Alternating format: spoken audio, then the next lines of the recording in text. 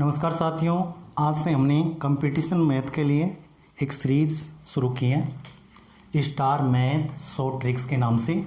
और इसकी आज पहली सीरीज़ आज पढ़ेंगे और उसके बाद कंटिन्यूस हम ये सीरीज़ पढ़ते रहेंगे। ये सीरीज़ आपके लिए बहुत ही इम्पोर्टेंट रहेगी, इसलिए आप कंटिन्यूस देखिए। तो मैं शुरू करता हूँ। पहला एग्जाम्पल, तो एग्जाम्पल नंबर 1 है और यहाँ पे एग्जाम्पल नंबर 2 लिया है।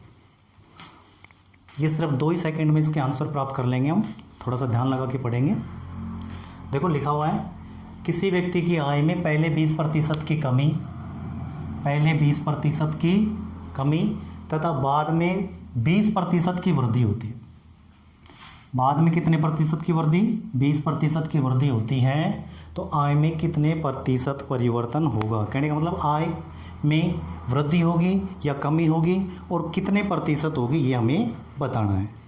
तो देखो ऐसे सवालों को हल करने के लिए हम क्या करते हैं, जैसे 20% की कमी बता रहा, 20% की कमी, तो 100 को आधार मान करके करते हैं। जैसे 100 का 20% कितना होता है? 100 का 20% 20% ज्ञात करना चाहते हैं हम 100 का, तो 20/100 गुणा 100 कितना हुआ?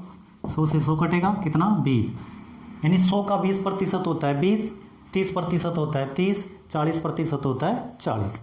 तो इसका मतलब यहाँ पे 20% की कमी, यानी 100 पहले 100 था, 20% की कमी हुई तो कहाँ पहुँचे? 80 पर। 20% की कमी मतलब 80, तथा बाद में 20% की वृद्धि। 100 का 20% 20, और जब 100 में 20 जोड़ेंगे बढ़ाएंगे तो 120 हो जाएगा। 20% की वृद्धि यानी 120।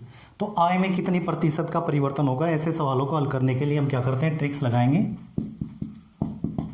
हमारी ट्रिक्स रहेगी 20% की कमी, यानी 100 का 20%, 20 और 20 कम करेंगे कितने में से? 100 में से बचेगा कितना? 80।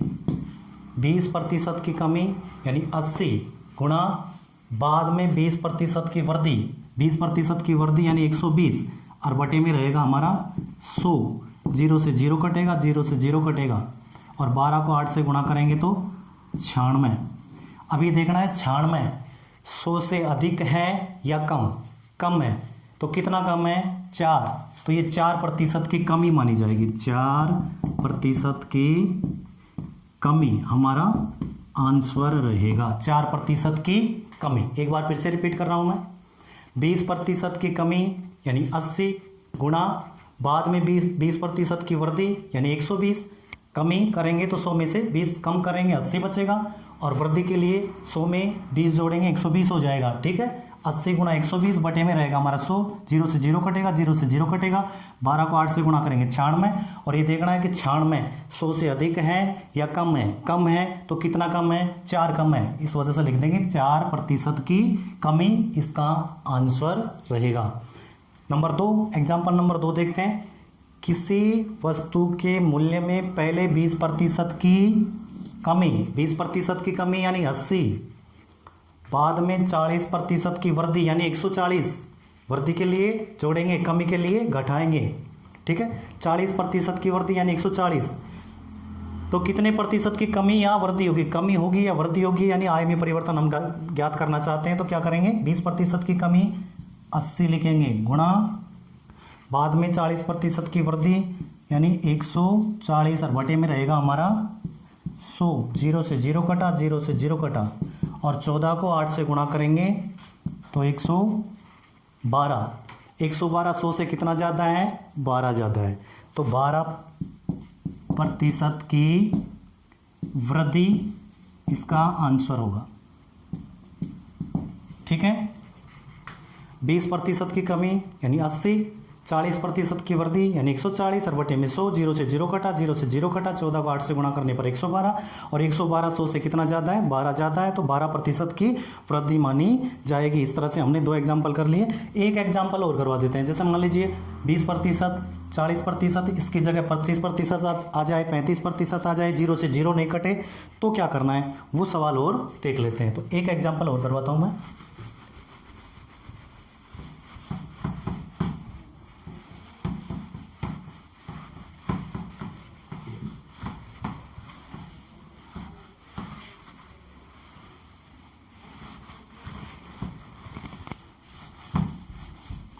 एग्जाम्पल रहेगा किसी वस्तु के मूल्य में, एग्जाम्पल नंबर 3, किसी वस्तु के मूल्य में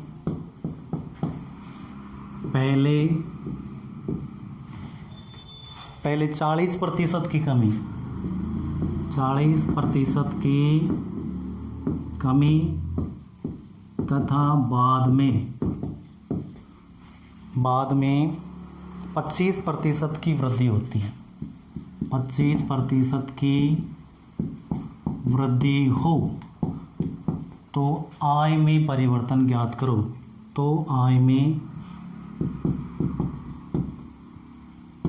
परिवर्तन होगा, यानी आय में कितना परिवर्तन होगा, इसको हम हल करना चाहते हैं। तो किस तरह से हल करेंगे, देखो किसी वस्तु के मूल्य में पहले कितने प्रतिशत की वृद्धि हो रही, कमी हो रही है, कमी 40% की कमी, पहले 40% की कमी होती है,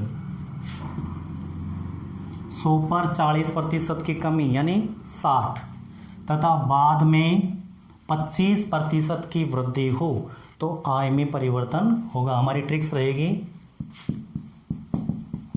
ट्रिक्स 40% की कमी, 100 पर 40% की कमी मतलब 60 पर, कहाँ पहुँचे 60, तथा बाद में 20% की वृद्धि, कहाँ पहुँचे 125, 100 का 25%, 25 होता है तो ये 100 में जुड़ेगा 125, यानी वृद्धि हो रही है तो जोड़ देंगे, कमी हो रही तो 100 में से घटा देंगे।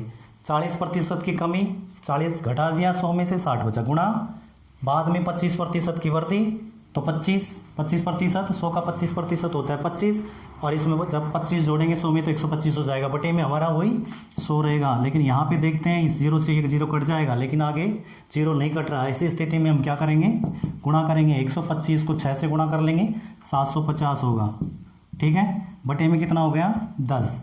अब जीरो से जीरो काट दो, या 750 में हम 10 का भाग देंगे तो कितना आएगा 75। अब 75 100 से अधिक है या कम, 75 100 से कम है, कितना कम है 25, तो यहाँ लिख देंगे 25% की कमी। तो इस तरह से हम प्रश्नों को हल कर लेंगे। बहुत ही बढ़िया ट्रिक्स रहेगी आपके लिए। बहुत बहुत धन्यवाद, समझ में आया होगा। दोस्तों हमारे चैनल को लाइक करो, सब्सक्राइब करो, इसी तरह से ये सीरीज़ आगे कंटिन्यूस आपको मिलती रहेगी। बढ़िया बढ़िया टॉपिक हम लेके आएंगे। बहुत बहुत धन्यवाद।